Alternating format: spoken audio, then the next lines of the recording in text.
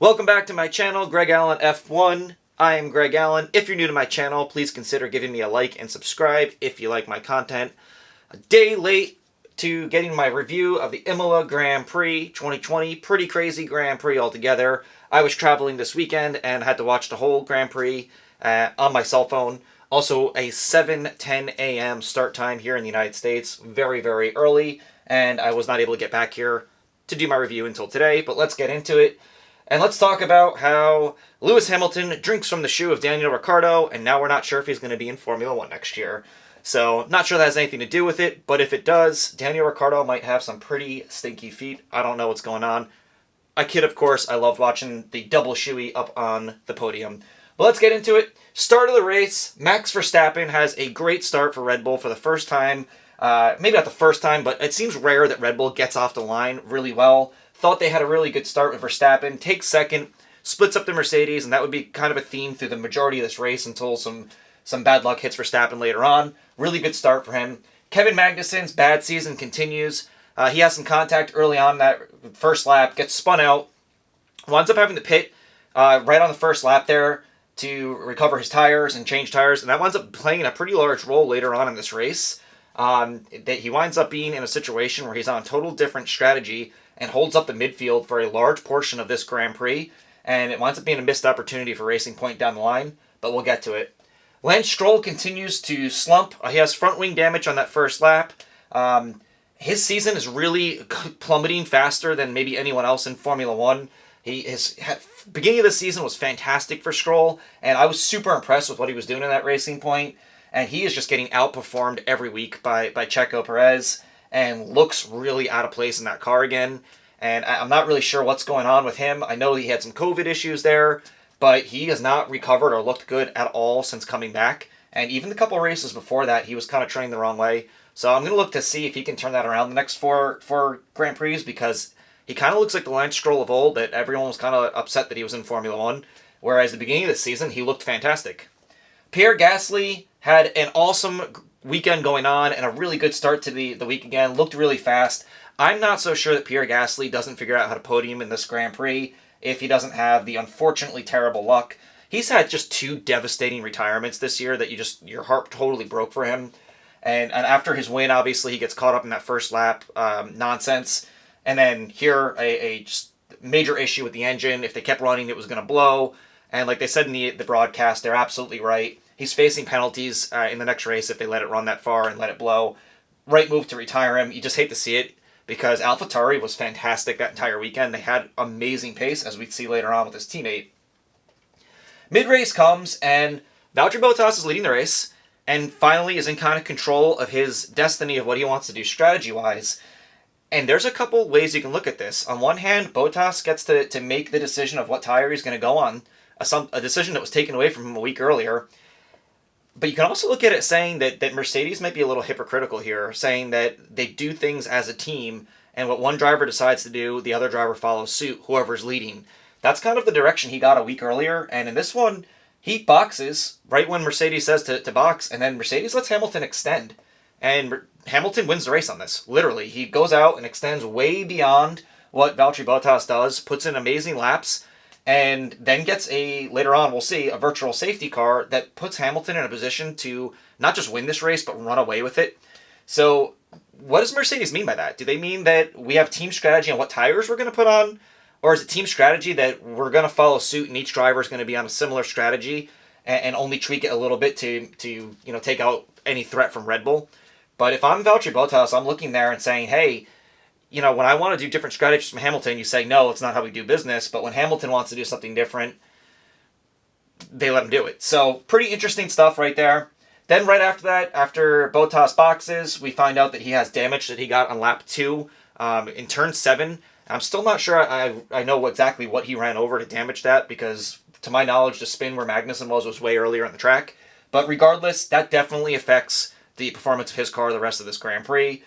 He has slower speeds, and he starts struggling hitting the turns in the track later on in the race. Another driver who extends is Checo. He's looking really good for a podium at this point. He stays out a lot longer than a lot of the other drivers. And at the same time, Kevin Magnussen, like I talked about earlier, was holding up the entire midfield, starting with Daniel Ricciardo and Charles Leclerc. And Checo looked like he was absolutely in place to I won't say get a podium at this point because we didn't know what was going to happen with Verstappen, but they make a pitting strategy mistake late in this race. But Checo put himself in a fantastic position and raced really well on older tires for a long time. Esteban Ocon's good streak of races comes to an end here. He has a mechanical failure here. Cannot get his car off the racetrack. Virtual safety car comes out. And of course, Lewis Hamilton is in perfect position to come right in and box. It was a really short virtual safety car too. So that played a large role in it. That really the only driver that seemed to benefit from this was Lewis Hamilton. And at that moment, there was no catching him. He was going to be way ahead of Verstappen and Bottas for the rest of this race. Later on the mid-race, right before we got towards that last portion, Valtteri Bottas misses a turn. Max Verstappen's right there to pounce on it. This was going on for a few laps. Valtteri Bottas was really struggling with one portion of the track, and this time he just got the whole rear section out in the sand trap there, and honestly, I'm impressed he didn't crash. It was really great driving to save that car, and DRS all day long was not that powerful. It was such a big contrast from what we saw at the Portuguese Grand Prix. DRS, we saw tons of times drivers were able to get close, but if you put your car right in the middle of the track going into that turn, no one can get by you for the most part. So Verstappen does a good job jumping on that advantage and getting by Bottas from his mistake there. One of the rare times we see DRS actually do anything in this race. Something that if they come back to Imola at some point, I'd like to see them maybe add another DRS or figure out another way to make it a little more effective because it kind of seemed useless pretty much the entire Grand Prix. End of the race. Verstappen has some pretty bad luck here. I hated seeing it because I think Verstappen was having a really good race, and Red Bull was doing everything they needed to with that driver there. Has a blowout, totally takes out the rear end of his car, and chaos would ensue after that. I hate putting this on the board because I feel so bad for him. George Russell has his Romain Grosjean moment behind the safety car, just gasses the car at the wrong time in the wrong section of the track, completely loses control, tears the whole front end of the car, and has a reaction that you rarely see in Formula One. He just goes, he doesn't want to talk to any safety workers, sits by himself. It really doesn't get any more embarrassing than that. He knows it. Everyone in Formula One knows it. Nothing really needs to be said about it. The good news here, George Russell, is that you're not an experienced driver who's well into your career like Romain Grosjean was when that happened to you. Still a young driver, and the best days are ahead of him. Now, if there are any truth to the rumors of him losing his seat at Williams, that certainly does not help, obviously. But I don't think anyone's going to look at this and be like, yeah, George Russell is Romain Grosjean, down the line here. Tough break for him. He was going to finish in the points, and you kind of saw that. Like, he had his initial reaction of like, wow, I can't do that, or I can't believe that just happened. And then he has like a secondary reaction a few minutes later saying, oh my God, I just blew my chance to score points here for the first time in my career. Terrible luck, but it was one of those ends of the races where just everyone had bad luck except for the people that didn't. Yeah, I mean, that makes sense in my head. But basically, there were some drivers that just had really bad luck. Verstappen, Gasly, Bottas with the damage to his car. George Russell was just one of the next driver on the list that had a really weird and bad luck day happen to him. Tough thing to happen, but you learn from it. Put it behind you. If his career continues to struggle, we'll be looking at that a lot. But I have a feeling that George Russell is going to find himself in better equipment, win a ton of races, and we're going to not remember that or just kind of laugh about it one day. Now we talk about Checo. So on that safety car, George Russell has that incident. Safety car gets extended. It's a full safety car. Checo decides to box for soft tires here, and no one else does. And this is a big deal because Checo takes himself right out of the podium spot. Now that Verstappen's out, he was in third with a fast car that I don't know that Ricciardo was going to get around him. So a big mistake by Racing Point. And I guess they really thought that there was going to be a massive advantage of soft tires, but I think we've seen the last couple of races, the soft tire isn't a major advantage. And it really does wind up costing him, and he battles it out. He still has a really good finish. Checo's been competitive every single race, finishing in the points. Top 6, 7, almost every single race. That's a missed opportunity for Racing Point to get on the podium and for Checo to get another one. And he was vocal about it on the radio afterwards, and rightfully so. As far as we know right now, he's racing for a job, and his team kind of cost him a really valuable podium there. So not a great look for them. And for Racing Point, they're doing everything they can to put themselves behind in the Constructors' Championship, which was concluded for the championship here. But they're in a tight battle now. They really are with some of the other teams like Renault and even AlphaTauri. So not a good pit decision there. But it gets overshadowed by another Alex Albon incident. So Verstappen's out of the race. Albon is in a great position to fight up through the mid part of that points section, 4th, 5th, 6th there, and maybe have an outside chance at a podium. But he has an awful start after the safety car, just terrible. And he's trying to be aggressive. He needs to make something happen. He's racing for his seat at Red Bull, but for his career, really. I've covered that in a lot of other videos. But there's really no excuse when the pressure's on. He spins out on his own. There's no one else there, and he just totally loses control of that car. You could see the look on the faces of the garage at Red Bull. This is a driver that's under a ton of pressure and just tried to make something happen that wasn't there in that moment. And we saw a lot of other drivers. George Russell spins out during a safety car. It wasn't that bad. But George Russell's not under the same pressure that Albon is. That he didn't need that, and he couldn't do that in that moment. And I've said that in some of my other videos. Albon needs to be performing at beyond his peak level at this point, and that's going to be really costly. Not a good look. And Red Bull comes in, tries to pit him. Their attempt to get a point away from one of the Mercedes drivers. He winds up finishing back in 15th, out of the points. Looks terrible, and I don't know how Alex Albon keeps his ride. At this point, I almost say he needs to win maybe more than once for him to keep that ride. Maybe that's a bit of an overreaction. A win might do it for him, but I really think that's it. If he wins, he might get to keep his ride. If he doesn't, but I'll go out and say one more. If Albon has another race like this, I wouldn't be surprised if they make a move before the end of the year, especially if it's a driver who's not currently in Formula One, like a Nico Hülkenberg. Wouldn't it make sense to bring him in for a week or two and get him acclimated to the Red Bull? So I'm going to be watching Albon very closely. Not a good weekend for him again, and I'm getting kind of tired of saying that every single week. So on the other side of it, another Red Bull Red Bull driver in that program is what I meant to say there. Kvyat has a fantastic race for AlphaTauri, by far his best race of the season. And even when Gasly was doing well, he was still creeping up there in that 7th through 10th spot in the beginning part of this Grand Prix. AlphaTauri killed it with the speed on their car.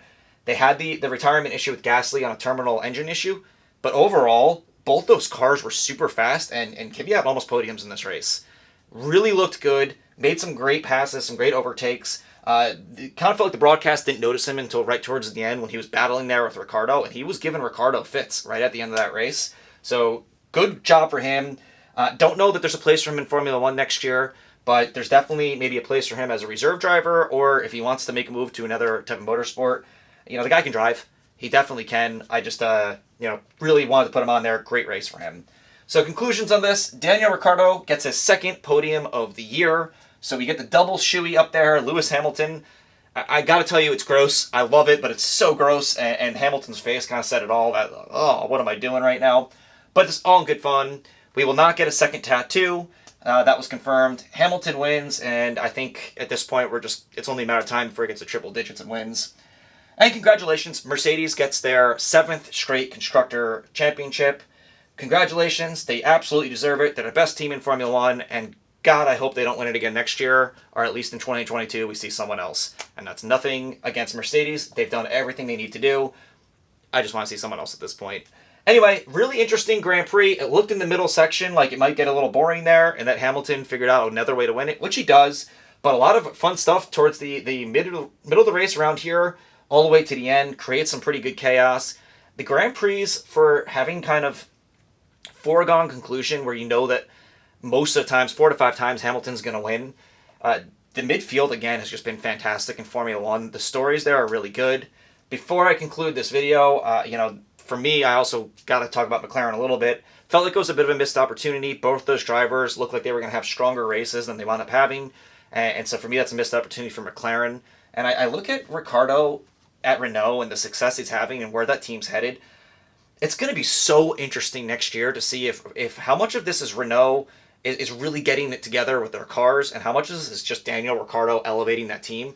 And I think next year is going to be the perfect display of that, because if he goes to McLaren and is able to podium a few times with McLaren and get them to where Renault is this year, we know it's Daniel Ricciardo. If he goes to McLaren and is back to where he was with Renault last year, and Alonso and Ocon are absolutely killing it next year, maybe you look at that as Daniel Ricciardo and say, man, that wasn't a really good move.